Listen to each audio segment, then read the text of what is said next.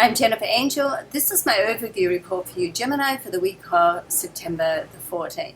Okay, there's a lot going on this week. Now, first of all, on the 13th, at the start of the week or the end of last week, I've got the lunar eclipse. So it's in your solar fourth house. So there could be some changes coming up around your home or your family. Certainly there seems to be more attention on this area because we've got the sun in here and also Jupiter for the next year or just under a year.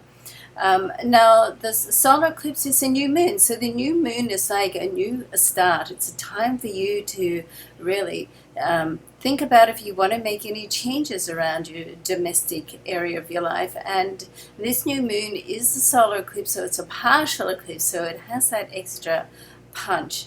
So it gives you the opportunity to really let go of anything that's not working. Now, it can be around home or family. Also, a great time for self-nurturing.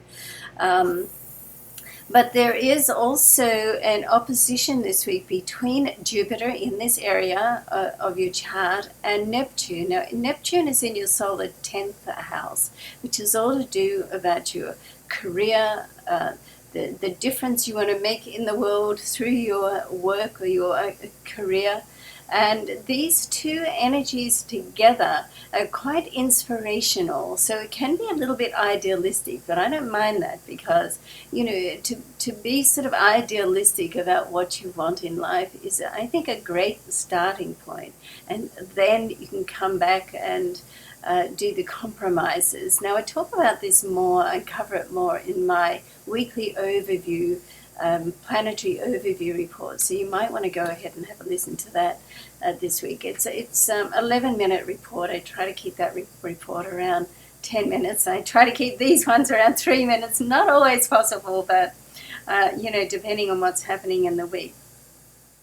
So looking at there's activity in your 10th and your 4th house, it's almost like what happens now can affect another area of your life. So if you make a change at home, it can affect your work. If you make a change at work, and it can affect your home. But just be aware, you want to use this energy, particularly at the start of the week, just to get inspired about what you want to do. Visualize how you want your life to be. Okay, now particularly as Mercury, your ruling planet, is going to go retrograde on the the 17th, depending on, or the 18th, depending on where you are in the world. And this is the final retrograde for the year. Hooray! It's not my favorite transit, but it does have its benefits. It's in your solar 5th house. So it's a great time for teamwork, a great time just to get together with people, particularly on a creative level, because you've got Mars and Venus is sitting there in your solar 3rd house, which is all about communication and creativity. So I would use this energy to do some planning, because when Mercury is retrograde, it's always a better time to plan than to initiate. Okay, of course, it doesn't always work out that way because life doesn't wait for Mercury to get out of retrogrades, always. And the final aspect I wanted to bring up this week is that Saturn is going to finally move back into your love zone, your solar 7th house. And this can make relationships far more stable.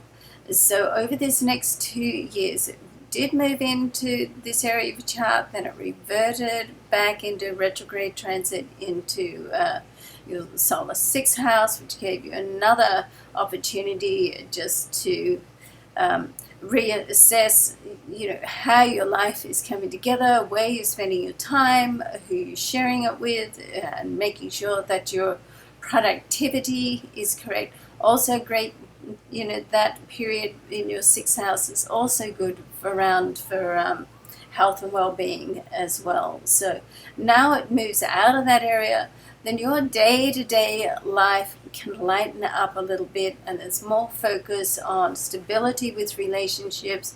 And many of you over this next couple of years for Gemini will be looking to make love more permanent. Okay, that's nice. All right, have a great week. As I said, going to have a listen to the weekly overview report, and I look forward to seeing you next week. Love and luck to you. Bye for now.